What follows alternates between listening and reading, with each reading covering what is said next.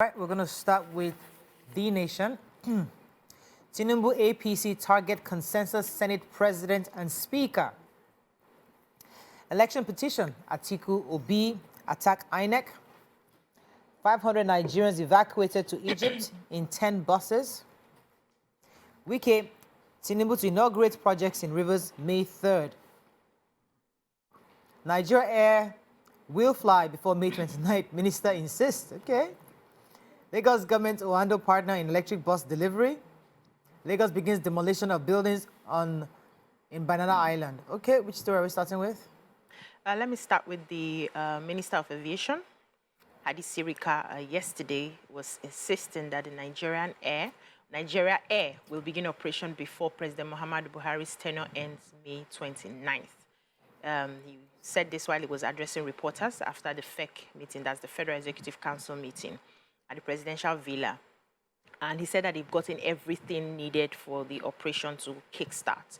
They said before the end of the administration, they are not withdrawing their words on that. They have everything in place, the aircraft, offices, operational centers, everything is in place. They are right now doing last-minute checks, and they are still waiting for the issuance of the AOC, which is the certificate, air operators certificate, for them to start operating in the country. And now they are going to be doing this for the benefit of the country, for the size of the population, the travel public, and what it does to the economy, especially for tourism, African integration, and, you know, fulfilling the agenda of the AU, which they are supposed to be doing by 2063.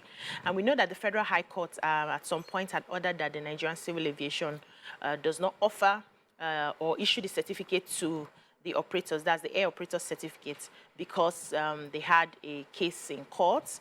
Domestic airline operators had filed a case against the federal government saying that they needed to challenge the equity structure of the airline, that because it cedes 49% stake to Ethiopian Airlines, it had 5% to the federal government and 46% for Nigerian investors. So, but they've not told us if they have sorted out the case in order to get the certificate for flying. But May 29th is around the corner. Let's hope and see.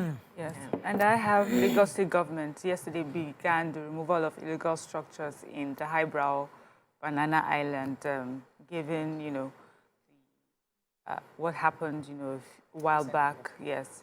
So the enforcement, which is being carried out by officials of Lagos State Building Control Agency, and also the Lagos State Environmental and Special Offences Unit Task Force.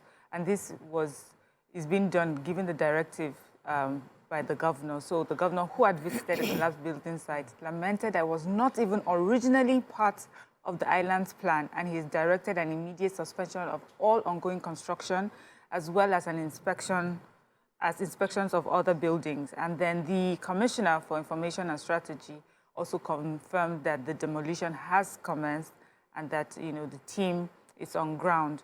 We also have the association of, we call them NIOB, Nigerian Institute of Building. So there's this association, they have like, they help to enforce, help to draw up, what's the word now, like policies, you know, guiding buildings like this. And it says that they've done so much, and in spite of their several efforts to the institute to curb the menace, it hasn't resulted in the desired, you know, outcome. And so they're saying that maybe they'll start taking the state to court to see maybe they would, you know, pay attention to these buildings, because the collapses are just getting too much. Okay, Oando Clean Energy Limited has partnered with Lagos State Lamata towards providing electronic vehicles, actually buses.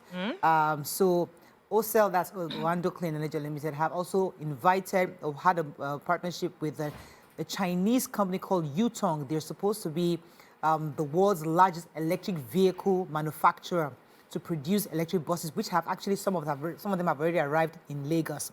They've signed an MOU with the Lagos State government to develop and deploy this in the infrastructure ecosystem of the state.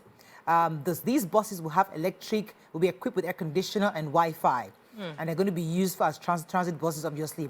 It said that in addition to the arrival of these electric buses, the Oando's company has also taken delivery of the charging stations and the spare parts necessary to ensure their effective operation.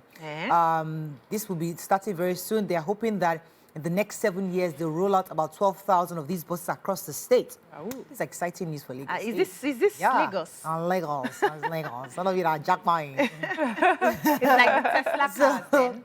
So the charging stations also will be installed, and they'll be having using sustainable energy. So I'm pretty excited about this. Is good news. Yeah, Because, amazing. I mean, over 7 years, we're hoping that 12,000 buses will roll out. But that's development. That's private sector partnering with government. So when you want to help in government, find out what are their needs, and then let us see how we can support government. But this is a good initiative. We need help in your area. Oh, yes. In what they call environmental. energy, environmental. But that's it. That's part of it. Yes, part of How do we get the electricity to charge in the charging stations, or are they? No, so it's sustainable energy. Okay, so maybe solar and things. Also remember that our president has signed that one that moves the electricity provision from executive to concurrent. I mean, states now can handle it themselves, independently find a source of power. So we're excited about the prospects in Lagos State. Just in case you're planning to jackpot. Moving on to the Punch. Sudan conflict, students lament slow evacuation. Federal government to pay $1.2 million. I hope somebody has that story. Lagos State government demolishes illegal buildings in Banana Island. 4,000 trucks to visit Lekki Port daily, says TTP. Police arraign Lagos spare parts dealer for assaulting housewife. Cash scarcity crippled Nigeria's economy, says United Nations. Tinubu speaker aspirants meet on zoning behind closed doors. And Obi attacks INEC for defending Tinubu. Atiku claims victory. Yes, so the story we took yesterday about the Lagos businessman. Now, yes, they've mentioned his name, Ebube Eddie, a.k.a. Bebex, was arraigned yesterday was Wednesday, before the Lagos Magistrate Court, sitting in Ogba for allegedly assaulting a housewife, Omolara James. So the 37-year-old Eddie was arraigned on 3 counts before the magistrate, and also a 27-year-old Ali Musa. They did it together. So I want to read the charge against them. It said that you, Ebube Eddie and Ali Musa, on April 20 around 8 p.m. at Mercedes-Benz line, Ladipo Market, Mushin, Lagos, in the Lagos Magisterial District, did conspire among yourselves to commit felony with conduct likely to cause a breach of a peace and assault, and thereby committing an offense punishable under the section 411 of the Criminal Law of Lagos State, that you, Ebube Eddie, on the same day and place at the aforesaid magisterial district, did conduct yourself in a manner to cause a breach of peace by making moves to indecently assault one Omolara James, 26, by wanting to touch her breast, and thereby committing an offense punishable under section 168 of the Lagos Criminal Law. That you, Ali Musa, on the same day, that's the second guy, time and place at the aforesaid magisterial district, did assault one Omolara James by slapping her on her face, thereby committing an offense contrary to section 170 and punishable under section 172 of the Criminal Law of Lagos State. So the magistrate granted them bail of 100,000 with 2 sureties, but ordered that they must be remanded till they are able to meet their bail terms. Fantastic. And then adjourn the case till, I think, May 15th. Fantastic. Yeah, this case hasn't been swept under the carpet. That's good news. Go ahead. So I have this story. The cash scarcity crippled Nigeria's economy, says the UN. So the UN disclosed this in its Trade and Development Report Update, Global Trends and Prospects, April 2023. And it just said that in Nigeria, a shortage of cash triggered by the replacement of the highest denominations of the country's currency hobbled the economy, especially the informal sector. Explained that the informal sector was the one that felt the brunt of this scarcity. And it says that also the decline of oil production is set to impact the country's finances in 2023. And so, as we know, we have large-scale oil theft, going on, and this is a major threat to our finances. Just goes ahead to talk about the inflation rate, which is really caused by the decline in our currencies across Africa, the value of our currencies across Africa, and that's how it. And also, it just says Nigeria economy, the UN revealed that Nigeria economy will grow to 3% in 2023 due to its commodities, trade, consumer goods, and service market. And finally, it also says overall risks. The report says more than 160 million African people are currently in acute food insecurity you know, and Okay. so many other distressing news Right. for 2023. Let me quickly tell you before we're going to break. The truck transit park manager, that's the truck traffic around the Lekki axis. This report is quite disturbing because the co-founder and managing director of the TTP, his name is Mr. Jama Onwu-Buariri. He said that in the chat that currently the truck traffic in the Lekki Expressway is about 800 trucks daily. However, when the Lekki seaport comes to fruition and full operation, they're expecting about 3,500 to 4,000 trucks daily. Jesus. Now, that's a problem. According to him, he says that the firm is ready to deploy a call-up system on the axis to ensure that traffic movement moves properly. Now, I'm worried because that's the same call-up system that is currently being used in Nima's area. That's the ETO. It says that, and he's saying that the electronic call-up system has successfully managed truck traffic in Apapa and Tinkan ports. Nima won't agree with that. So we are ready to deploy the same in the Lekki deep sea port. That's a conversation worth having because we need to understand what's happening in Apapa to ensure that has it really worked? Because I don't have an update. Maybe it has worked in recent times. We're talking of roads that are going to be constructed. We're talking about the rails that will be constructed. Yes. So we'll see how that goes. But it's a conversation worth having because if Eto has not, if some say it's successful, others are saying it might not be successful. So we'll see how that works. Moving on now to Daily Sun. Federal government evacuates Nigerians from war-torn Sudan, says no life lost. April 30th, May 15, delivery dates for Lagos-Ibadan Road, Hallelujah, and Second Niger Bridge. April 30th, yes, we're holding them to that. I keep telling everybody, good. Presidential poll, again, Atiku will be attack INEC and Tinubu. Atiku pays Kalu condolence visit over wife's death. Tinubu Kalu hold meeting in Abuja. Nigeria's domestic transactions hit 980 billion in 3 months. Asset forfeiture, Governor Bello floors EFCC as court strikes out suit. 8 bandits killed, many injured in factional clash over in Niger State. Okay, which story are we starting with? Let me start with the Minister of Information and Culture, Alhaji Lai Mohammed, briefed the State House correspondents on behalf of his works and housing counterpart on the work that the federal government and this administration has done so far, works that they have completed, works that we're hoping to see complete before the end of this administration. So, of course, we have the Second Niger Bridge, the Lagos-Ibadan Expressway, as well as 2 sections of the Abuja-Kano Expressway.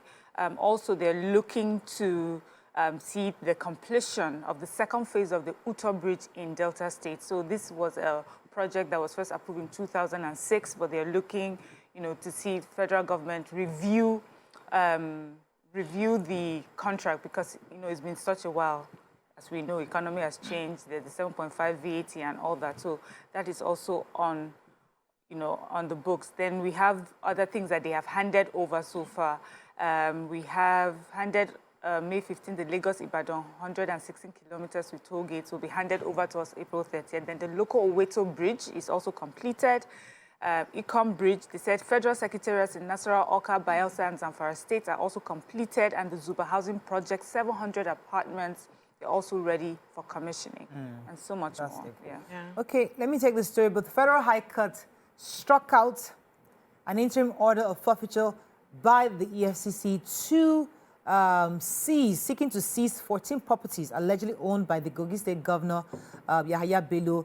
The properties are in Lagos, Abuja, and the United Arab Emirates. According to Justice Nicholas Owebo, he struck out the suit based on Section 308 of the Constitution, preventing institution of any criminal or civil case against a sitting governor. However, the governor himself had requested for the vacation of the interim forfeiture because, according to him, on the ground that the property listed were not proceeds of unlawful acts. According to him, they were acquired long before he was elected as Kogi State Governor and could not have in any way been acquired with Kogi State funds. Therefore, he was quite happy about the fact that it was struck out by the court yesterday. Okay. So the federal government has disclosed that no Nigerian life has been lost in the Sudan since the conflict broke out April 15 from the power struggle in Sudan that's happening right now. According to their story, they said over 400 people have died and nearly 3,500 injured in the crisis. A lot of their citizens are fleeing, including the foreigners in the country. But the Minister of State for Foreign Affairs, Zubairu Dada, said that they They are trying to ensure that all Nigerians come out of Sudan safely, and so they've secured permission and authorization from the Sudanese government to evacuate Nigerians to safety. And the evacuation is being done in batches, just to make sure that all Nigerians are safe. But so far, no Nigerian life has been lost. They also said they've arranged security support and transportation for the evacuation of Nigerians to the Egyptian border. The government is making an effort to evacuate many Nigerians as possible within the 72 window given to them. They said they have also evacuated ship from the port Sudan by government of Saudi Arabia. So there are some countries around that are also assisting Nigerians to come out. Now, they are going to be spending about $1.2 million for the 40 buses that they have arranged. And, it says a lot of people had to inflate their prices. This is a crisis time, and people make something out of it. And that's why they're spending that huge amount of money to make sure that Nigerians come back. But they're not buying the buses, because I was hearing the reports that they are buying buses. They can't buy buses. They are renting buses. So because it was on social media, they said that they are going to buy 40 buses. And I'm thinking, the chairman of NICO said that they are going to be getting buses. Getting buses, and they are paying hugely for it. Yeah. Okay, moving on very quickly now to Vanguard. Presidential poll, your bias, peterobi replies, INEC. No Nigerian died in Sudan, says federal government. Asset forfeiture, court strikes out EFC suit against Governor Yahaya Bello. 10th National Assembly, Tinubu needs Igbo to succeed, say Southwest senators elect. Commanding officer, soldier, 15 others killed as herders storm Benue community again. Kidnappers of 29 people in Abuja yet to make contact with relatives, says villager. Poll, I have no age, drug record, controversy, says Atiku. And customs agents kick as Lagos government slams new charge on imported vehicles. Okay, BC, which story are we starting with? Yeah, Makodi. It said that one soldier and 15 others have been killed by suspected armed Fulani headsmen in a renewed attack in Atiku 2 council ward of Upper Local Government area of Benue State. We know that you took a story yesterday where one of the, I think, chairman of the Labour Party, Mr. Nathaniel Ochoche, was also murdered. And this came just after that. So they said, according to one of the indigents, who identified himself as Kole, said the herders stormed the community in a coordinated attack and inflicted several injuries on most of the victims. By the time they were checking, as at yesterday morning, they found that they had 17 corpses, and 2 of the corpses were remains of 2 military personnel. One of them was the commander of the troops that went to confront the armed Fulani headsmen when the attack was going on. So they have, they are going to find a way to bury some of these people. But the attack has been going on. The spokesperson has, confirmed what has been happening in Benue State. And everybody's just looking at the federal government to do something to help the people of Benue State. So I have the update for the court case instituted by Senator Aisha Dahiru Binani. Of course, remember her as the governorship candidate at Adamawa State under APC. So we're hearing that Justice Iyank Eko of the Federal High Court on Wednesday dismissed the suit that was filed by her, and this was following a notice of discontinuance that was filed by Binani. And Justice Eko had on April 18 adjourned till April 26 for Binani's counsel to address the court on jurisdiction to entertain the matter, but the counsel failed to do so, and so he granted the request for discontinuance and consequently dismissed the suit. Okay, so I have the story. Custom agents have kicked against the new 4,600 naira imposed by the Lagos State government on imported vehicles. It's known as a temporary vehicle tag, that's a TVT. It was introduced by the Lagos Ministry of Transport and the MVAA. The paper had gathered that this new development had actually generated quite a bit of tension at the ports. According to Mr. Boyega Salvador, he is the managing director of the Lagos State Wharf Landing Fee Collection Authority. He said actually that the introduction of this charge is for the security of everybody. According to him, Salvador said that the new charge will check the use of unregistered vehicles by dealers who sometimes use these categories of vehicles for criminal purposes. He says that the 4,600 gives the clearing agent a sticker that'll be placed on the vehicle that allows you to drive around it for 1 month. So I guess maybe when these cars come in, that they use some of these cars for criminal activities. So he's saying that it's for everybody's security for this new type. But obviously, the car dealers are not finding it funny, and they're asking that they're going to resist this new policy as much as they can. Moving on quickly to our final paper is the Nigerian Tribune. Let's find a story we've not taken. Alleged disengagement of Obi's petition, a blackmail, says Apapa and LP faction. Adamawa Paul Benani withdraws suit against INEC and Fintiri, others. Banana Island, Lagos begins demolition of illegal structures. Removal of fuel subsidy, recipe for socio-economic crisis, says NLC. Suspected herdsman kills soldier, 14 others in Benue. An asset forfeiture, court strikes out EFCC suit against the Haja Bello. Okay, there's only one story we've not taken. NLC, Nigerian Labour Congress, said the plans by the federal government to remove the fuel subsidy will be an open invitation to social and economic crisis in the country. We know that the outgoing government, President Muhammadu Buhari, has fixed June as the date for the removal of the fuel subsidy, and also announced the approval of 5,000 naira palliative to poor citizens as part of the measures to, cushion the effects of the subsidy removal. But NLC is saying that the incoming administration of Bola Ahmed Tinubu must tread with caution on the subsidy policy so that it doesn't further, plunge the nation into problems. And there would also be increased poverty if it goes ahead to remove the subsidy.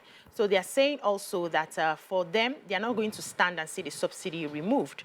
And if that has to happen, they would be paying minimum wage of 100,000 naira. That's the only way, because by the time subsidy is removed, fuel gets up to 500 naira per litre.